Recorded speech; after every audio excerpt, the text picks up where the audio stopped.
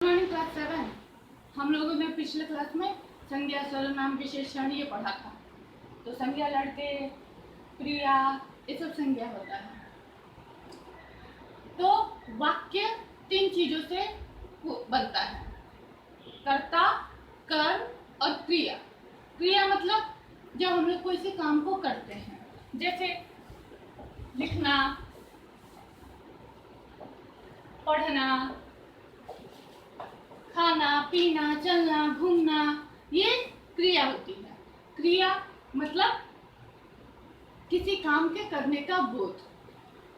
वाक्य में जो शब्द हमें किसी काम के करने की सूचना देता है वह क्रिया कहलाता है। क्रिया हम लोग किससे कैसे निर्धारित करते हैं?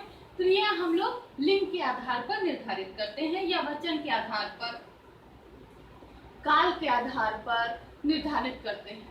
लिंग के आधार पर जैसे कि लड़के खेल रहे हैं और प्रिया बगीचे में घूम रही है, तो यहाँ रहे हैं है क्योंकि लड़का पुल्लिंग है और प्रिया स्त्रीलिंग है, इसीलिए रही है। खेलना और घूमना ये कार्य के होने की सूचना दे रहा है, तो यह क्रिया कहलाता है। वाक्य में क्रियापद या पद पद में क्रिया के मूल रूप के साथ लिंग, वचन, पुरुष, काल आदि के प्रत्यय लगे होते हैं। जैसे लड़का पढ़ रहा है, मैं रोज 4 घंटे पढ़ता हूँ। पढ़ना, उसने कहानी पढ़ी, हम आज ये उपन्यास पढ़ेंगे, तो हम पढ़ेंगे क्यों हुआ?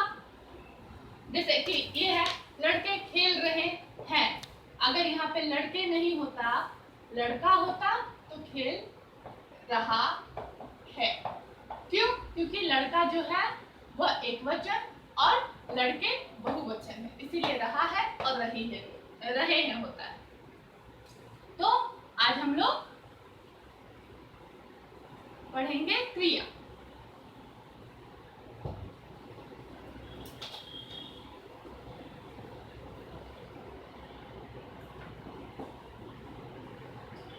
शब्द के जिस रूप से हमें कार्य के होने की सूचना मिलती है वह क्रिया कहलाती है। क्रिया के मूल रूप को धातु कहते हैं। मूल रूप क्या होता है? पढ़, लिख,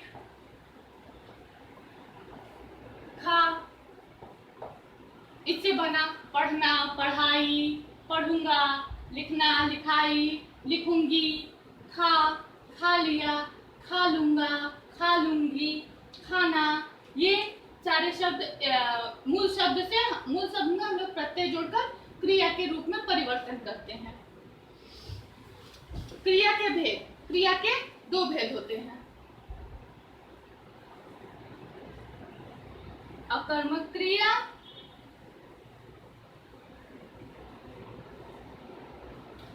वाक्य में जिन क्रियाओं को कर्म की अपेक्षा नहीं होती है, अर्थात क्रिया का फल सीधे कर्ता पर पड़ता है, कर्म नहीं रहता है, उन्हें हम अकर्मक क्रिया कहते हैं। जैसे पक्षी उड़ रहे हैं, तो पक्षी कर्ता और उड़ रहे हैं क्रिया, यहाँ कुछ कर्म नहीं है। क्रिया जो हो रही है उसका फल सीधे कर्ता पर पड़ रहा है। जैसे मैं खाना खा रही हूँ, तो मेरे खाने का फल किस पे पड़ रहा है? खाने का फल किस पे पड़ रहा है? मुझ पे पड़ रहा है। अर्थात क्रिया का फल जब कर्ता पे पड़ता है तो वो अकर्मक क्रिया होती है। दूसरा, सकर्मक क्रिया।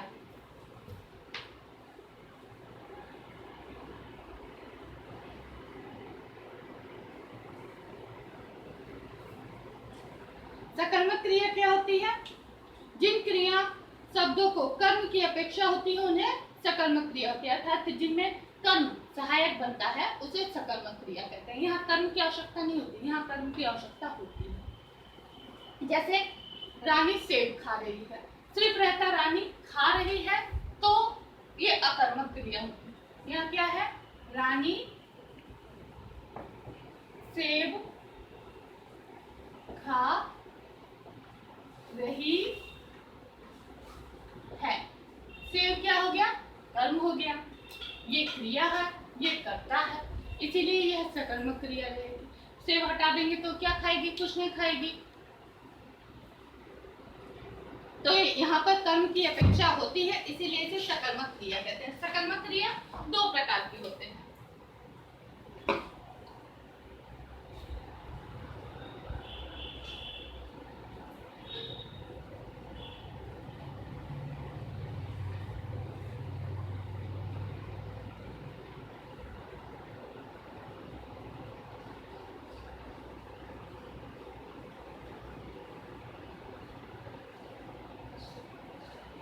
द्विकर्मक।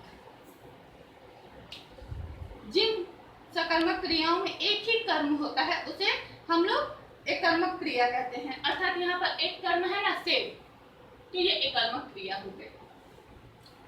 द्विकर्मक क्रिया क्या होती है? जिन सकर्मक क्रियाओं में दो कर्म होते हैं उसे हम लोग द्विकर्मक क्रिया कहते हैं। जैसे संध्या ने पिता को पत्र लिखा, तो यहाँ दो कर्म हो रहा है, पहला पत्र लिखना, दूसरा किसको? पिता को। तो ये द्विकर्मक क्रिया हो गई। अंशु ने सतीश को पुस्तक दी, पहला कर्म पुस्तक, दूसरा सतीश, तो यहाँ पे भी ये द्विकर्मक क्रिया हो गई।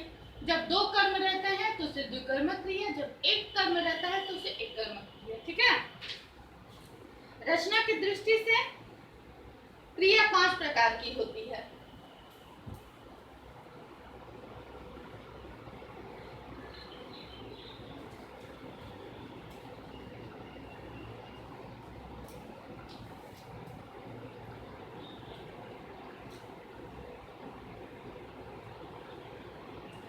सामान्य, संयुक्त, नाम धातु, प्रेरणार्थक, पूर्वकालिक।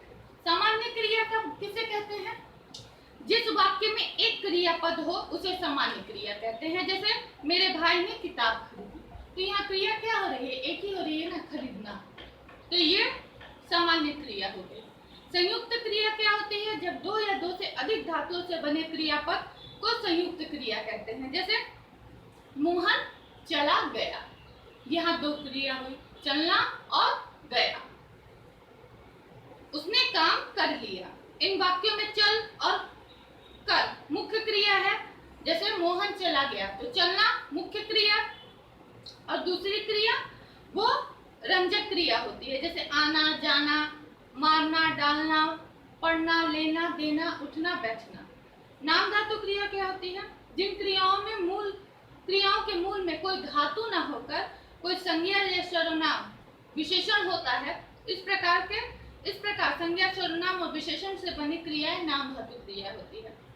परीक्षा से पहले पाठ दोहराना चाहिए। इस वाक्य में दोहराना क्या है? विशेषण है, ये विशेषण से बना है। दोहराना नाम धातु क्रिया का प्रयोग किया जाता है। यहाँ पे संज्ञा से बने नाम धातु क्रियाएं हैं। हाथ, हथियाना, लालच, ललचाना। सर्वनाम से बना है अपना, अपनापन, अपनाना, तोतला, तुतलाना, साठ, सठियाना। प्रेरणार्थक क्रिया क्या होती है? जब वे क्रिया जो किसी को प्रेरणा देती है। जैसे माँ ने धोबी से कपड़े धुलवाए, माँ ने क्रिया काम किया कपड़े धुलवाने का, लेकिन खुद नहीं किया, किससे करवाया? धोबी से करवाया। तो जब हम लोग दूसरे से कोई कार्य को करवाते हैं तो वह प्रेरणार्थक क्रिया कहलाती है। मैंने गीता से चाय मंगवाई, मंगवाने का काम मैंने किया, लेकिन लाया कौन? गीता। तो जब हम लोग कब कोई काम किसी को करने का आदेश देते हैं या करवाते हैं तो वह प्रेरणार्थक क्रिया कहलाती है। पूर्वकालिक क्रिया, किसी वाक्य में किसी मुख्य क्रिया से पहले कोई क्रिया हो जाए तो उसे पूर्वकालिक क्रिया कहते हैं। जब कोई क्रिया हम लोग करते हैं उसके पहले ही अगर कोई क्रिया वाक्य में दिखती है तो वह पूर्वकालिक मतलब पहले हो चुकी हुई क्रिया। जैसे पीयूष पढ़कर सोया, पीयूष अभी क्या कर रहा है? सो रहा है, लेकिन सोने से पहले उसने क्या किया? पढ़ा। तो ये पढ़कर शब्द क्रिया जो है वह पूर्वकालिक है, क्योंकि ये सोने से पहले किया हुआ है।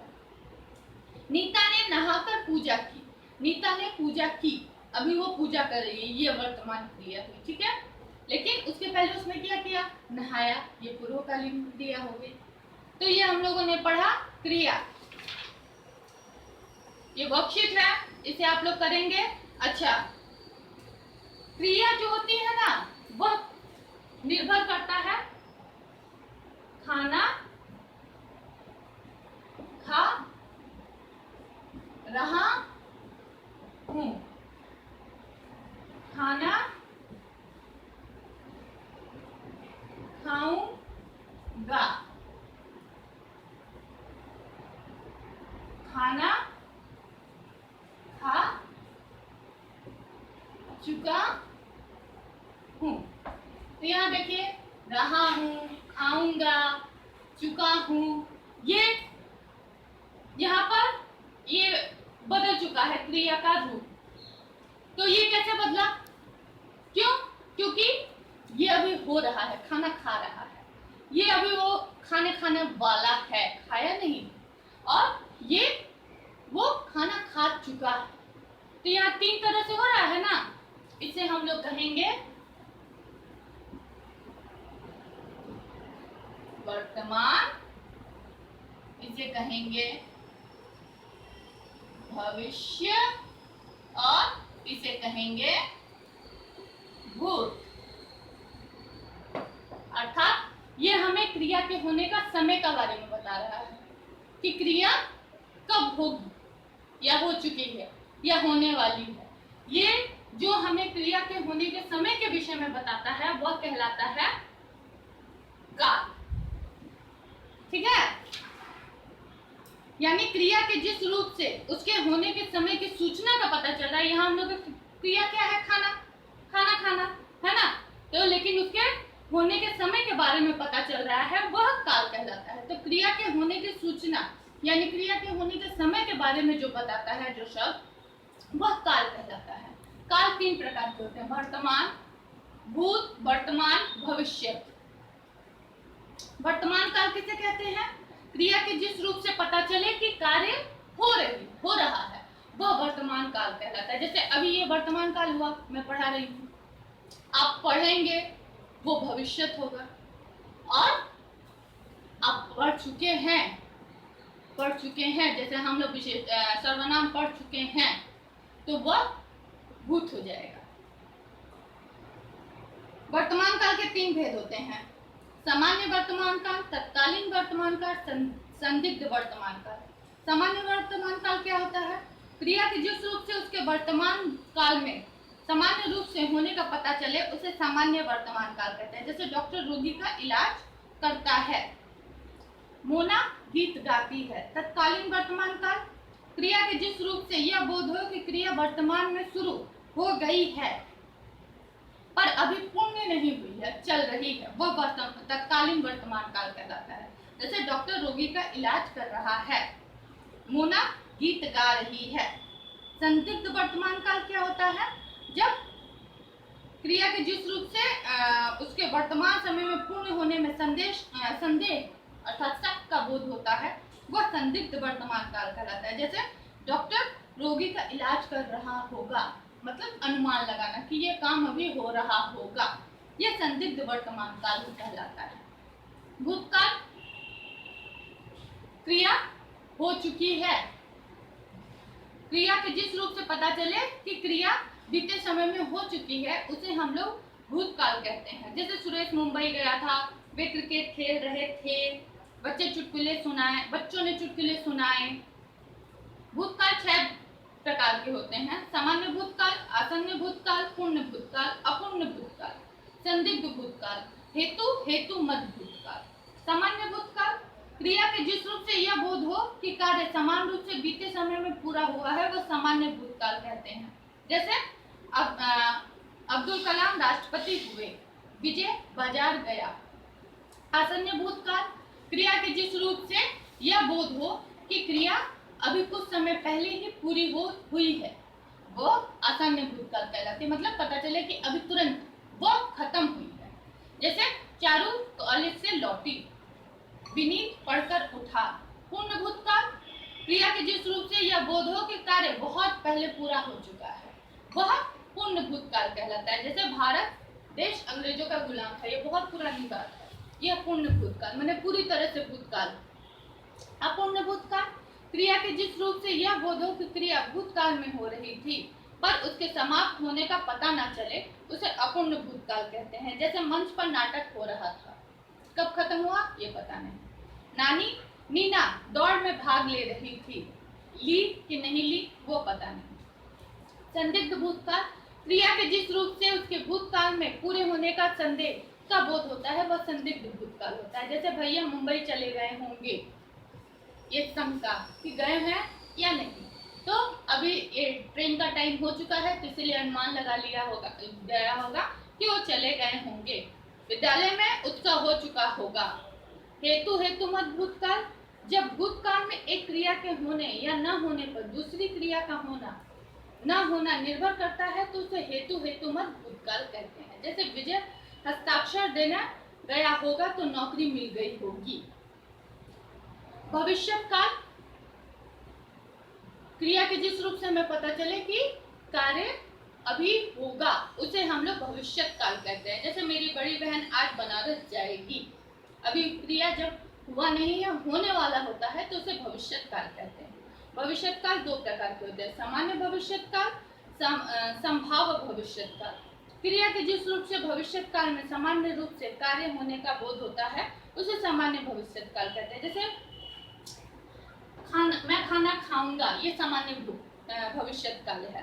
संभाव्य भविष्यकाल क्रिया के जिस रूप से कार्य के भविष्य में होने की संभावना पैदा होती है उसे सामान्य भविष्यकाल कहते हैं। जैसे बादल गिरा हुआ देखते हैं, हम लोग बोलते हैं ना शायद आज बारिश होगी, ये संभाव्य भविष्यकाल होती है। जब हम लोग शायद शब्द का प्रयोग करते हैं किसी कार्य के होने में तो वो संभाव्य भविष्यकाल कहलाता है।